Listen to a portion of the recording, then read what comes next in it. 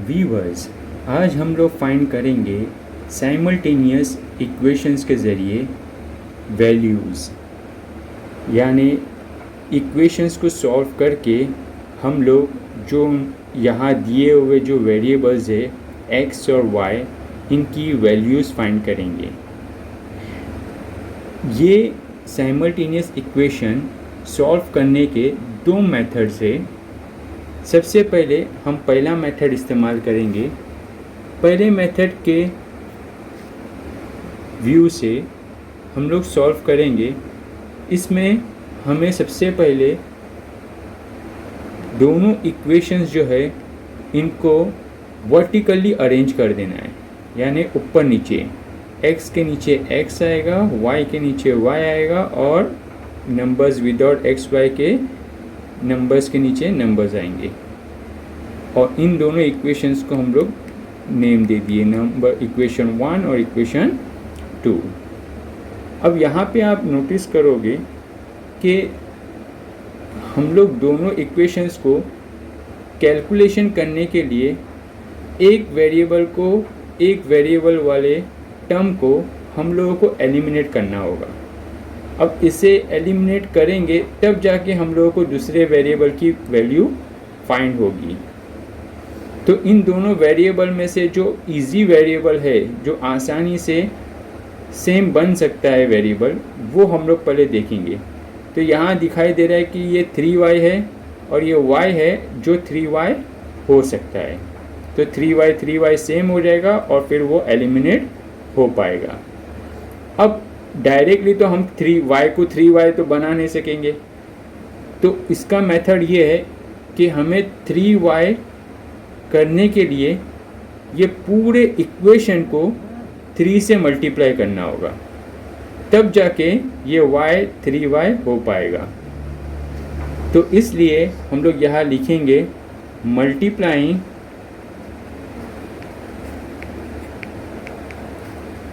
Equation, ये equation 2 है, multiplying equation 2 bye 3। तो इक्वेशन 2 को हम लोग 3 से मल्टीप्लाई करेंगे बोथ साइड, यानी दोनों साइड, इस तरफ भी और इस तरफ भी।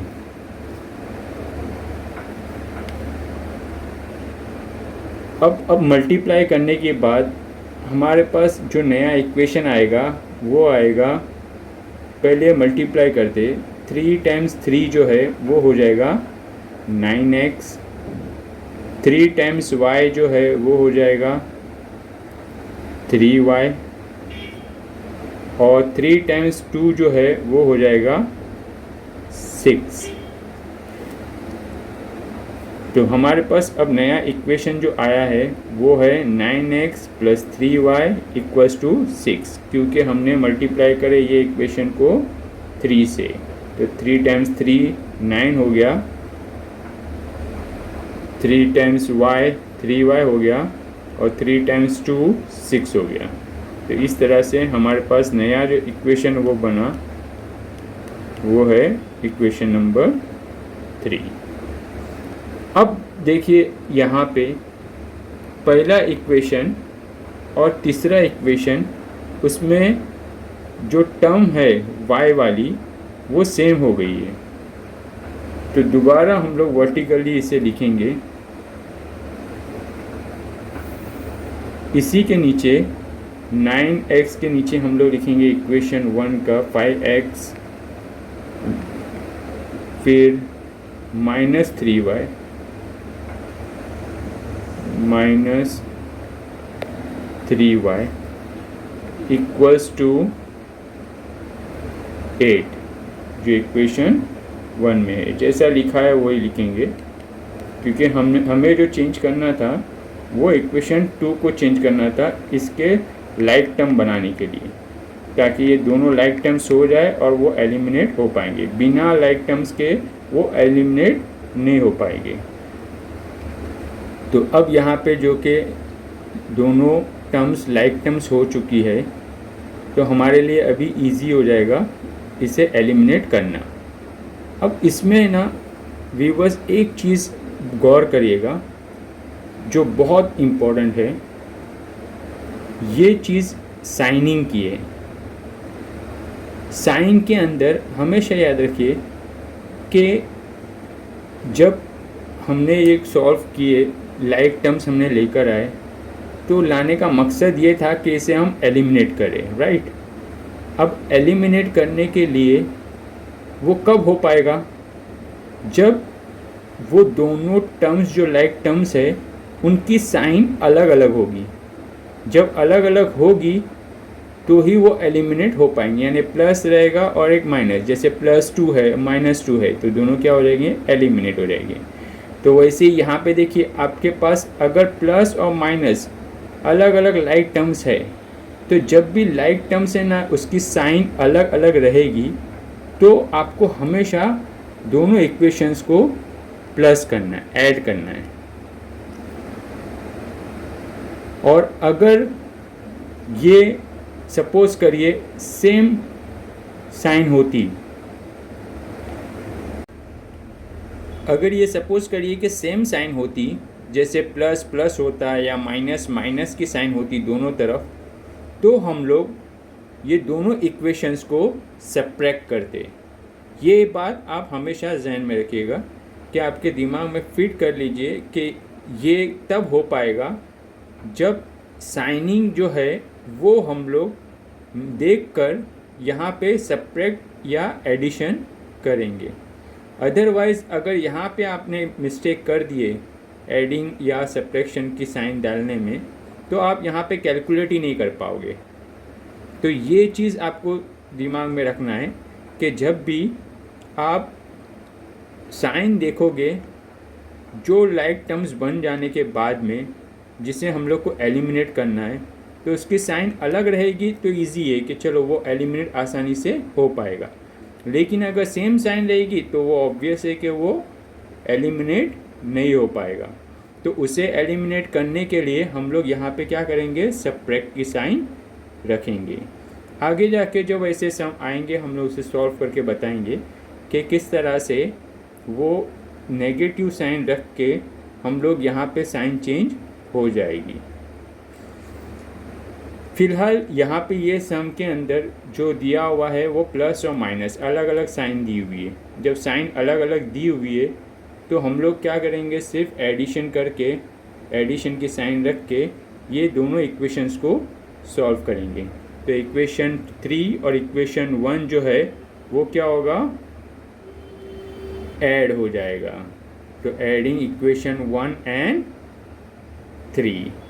अब यहाँ पे आप देखिए ऐड करते समय दोनों ये दो लाइक टर्म्स हैं 9x और 5x, तो दोनों ऐड हो जाएगी। तो 9 + 5 क्या हो जाएगा, 14x, प्लस माइनस माइनस हो जाएगा। 3x और 3x दोनों क्या हो जाएंगे, एलिमिनेट हो जाएगी।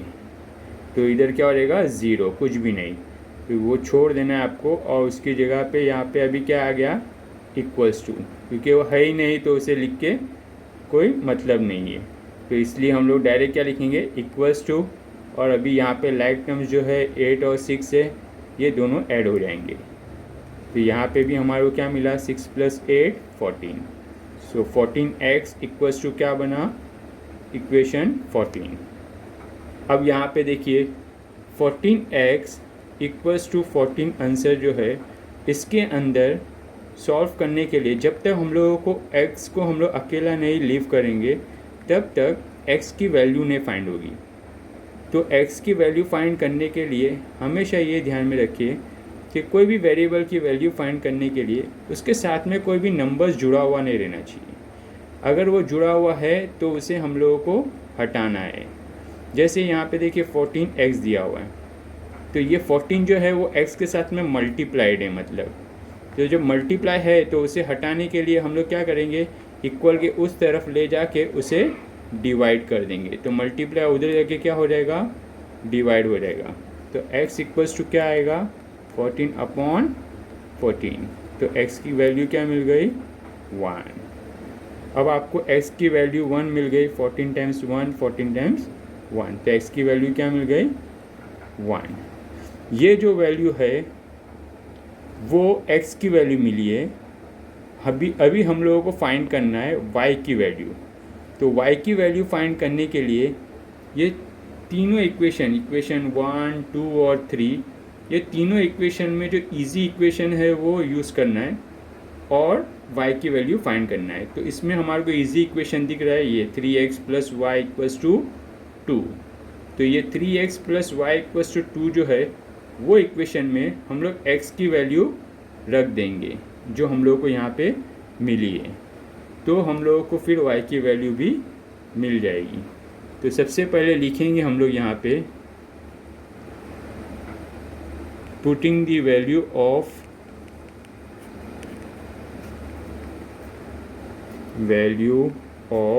x = 1 in equation 2।